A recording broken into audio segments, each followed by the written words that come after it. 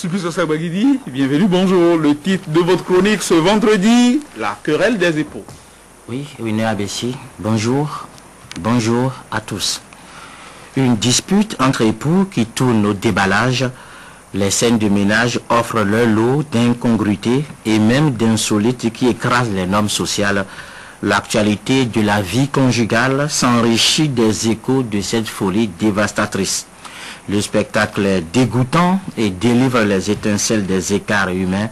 L'instinct surclasse la raison et prend les époux en otage. La violence verbale affole les esprits et dépouille les consciences de leur substrat.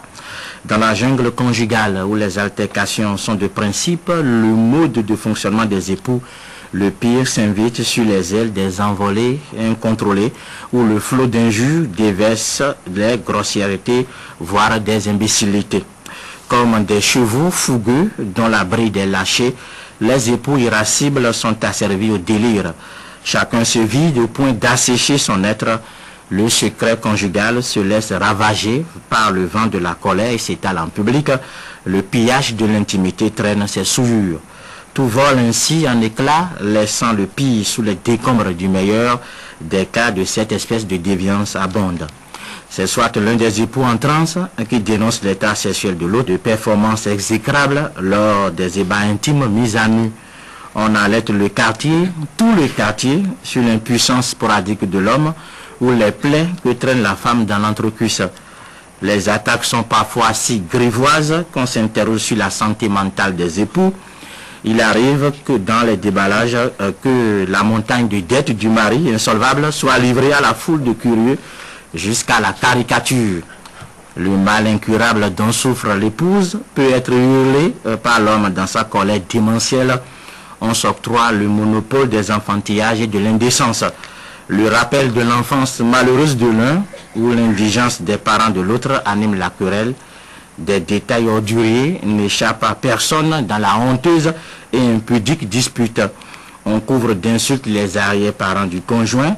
Une race de gens immoraux puise dans le marigot de mensonges pour assommer l'emmerdeur. Du fond de l'âme sortent parfois de dangereuses inspirations.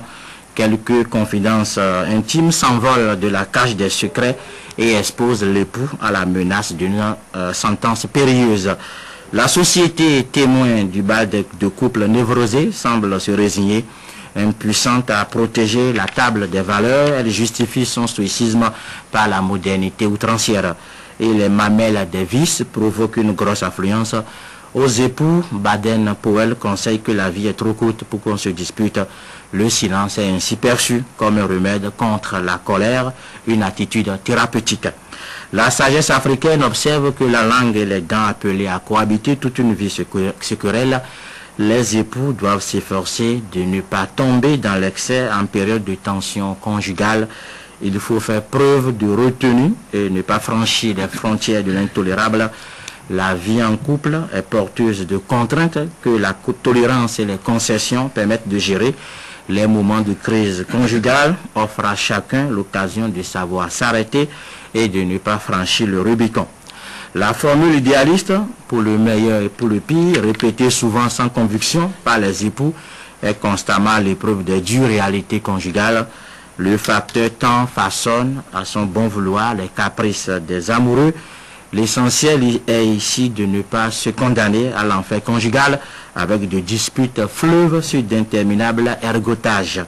On ne vit pas en couple pour polluer et abréger sa vie. À chacun des époux de faire le pari, celui d'être toujours le meilleur.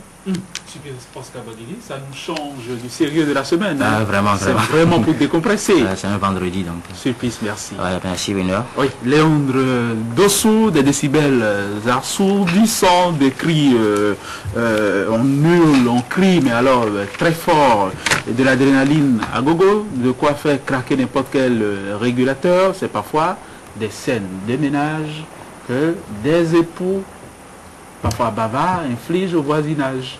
Oui, il y a un artiste chanteur de la sous-région qui a dit que quand la femme se fâche, il n'y a plus de secret. Quand la femme se fâche, si vous êtes voleur, elle va le dire. Si vous êtes un maladif, elle va le dire. Si vous Enfin, vous êtes quelqu'un... Vous pourriez multiplier les exemples à l'envie. Qu'elle va dire. Vous savez, se mettre en couple et vivre ensemble n'est pas toujours une chose aisée, parce que cela donne souvent lieu à une certaine confrontation des habitudes, une certaine confrontation des principes. Parce que l'homme avait déjà son mode de vie, sa façon de vivre, avant de prendre la femme chez lui. Et quand la femme s'installe, elle s'installe avec ses principes à elle, son éducation à elle, et avec le temps, c'est vrai que bon, pour se mettre en couple, il faut s'aimer d'abord, mais l'amour aussi, parfois, s'effrite avec le temps. Et ce mélange parfois hétérogène des principes, des conceptions de la vie se révèle, et cela amène parfois à des crises. C'est cela justement, je dirais, qui amène à des crises. Et quand ça arrive, il vaut mieux faire preuve, comme l'a dit le chroniqueur, de tolérance et de concession. Parce que lorsque vous avez l'habitude, par exemple, vous, homme, de laisser votre télécommande sur le guéridon, et que la femme vient, vous retrouvez la télécommande à la cuisine.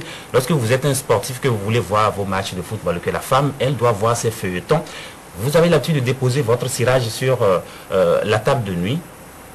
Vous la retrouvez peut-être sous le lit. Il y a un problème. Ce sont peut-être des détails banals, oui, mais des détails qui sont parfois déterminants pour ce qui est de l'harmonie dans le couple. Je pense que lorsque une femme s'installe chez un homme, il y a souvent une confrontation des principes. L'essentiel, c'est de faire preuve de tolérance. Et même quand c'est né, parce qu'un couple dans lequel il n'y a pas de dispute, dans lequel il n'y a pas de mésentente, c'est pas un couple qui vit.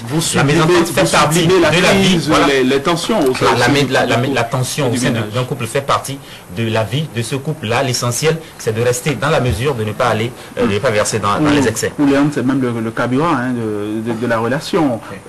Oui, ça veut dire quoi? Que des crises vont survenir fatalement, mais est-ce que c'est pour ça qu'il faut déballer sur la place publique les tares, je veux dire, les plus intimistes du conjoint?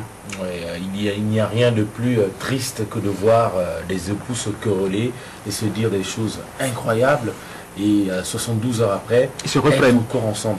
Et ce qui est paradoxal dedans, c'est que chacun de son côté nourrit des regrets énormes et atroces. Pourquoi est-ce que j'ai eu à dire ceci? Pourquoi est-ce que j'ai révélé à la face du monde tel ou tel défaut de mon conjoint ou de ma conjointe?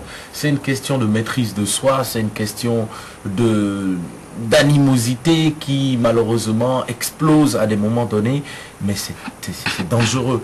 C'est dangereux parce que parfois, dans ce genre de moment, on en arrive à dire des choses qui, à la fin, ne nuisent pas seulement au conjoint, mais qui nuisent finalement à tout le couple. Si le monsieur a un braqueur et que vous le révélez à la face du monde, s'il se fait arrêter le lendemain, vous, sa femme, vous allez vivre comment? Alors ce serait bien pour la société. Bon, c'est bien pour la société, mais ce n'est pas bien pour vous, c'est pas bien pour vos enfants. Non, mais parfois, franchement, c'est exécrable. Parce qu'on en arrive à dire de ces choses. Franchement, vous demandez, est-ce que vraiment telle personne est capable de faire ce que sa femme est en train de raconter sur lui? Est-ce que telle femme est vraiment ce que le monsieur dit? Vous allez voir tout un corps, un mannequin carrément debout, mais malheureusement, quand monsieur déballe en plein quartier, tout furieux, écoute, au lit, tu fous rien, ainsi de suite. Poser des questions, et parfois ça peut même créer des problèmes parce que vous allez pousser votre curiosité si vous êtes un gros voyou à essayer de voir. Ça vous est arrivé déjà? Effectivement. Heureusement que non, pas encore. Non, mais c'est pas bien, c'est vraiment...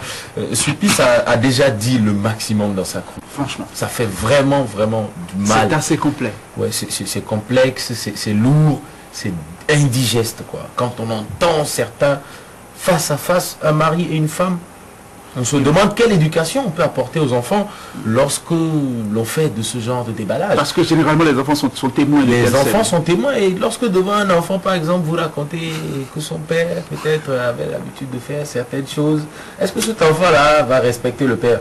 Si dans 5 ou 6 ans, à la fleur de l'âge, dans les 17-18 ans, l'heure de la bonne rébellion, si cet enfant commence pas à rappeler ses vilains souvenirs à son père, à qui la faute? Ce n'est pas la mère?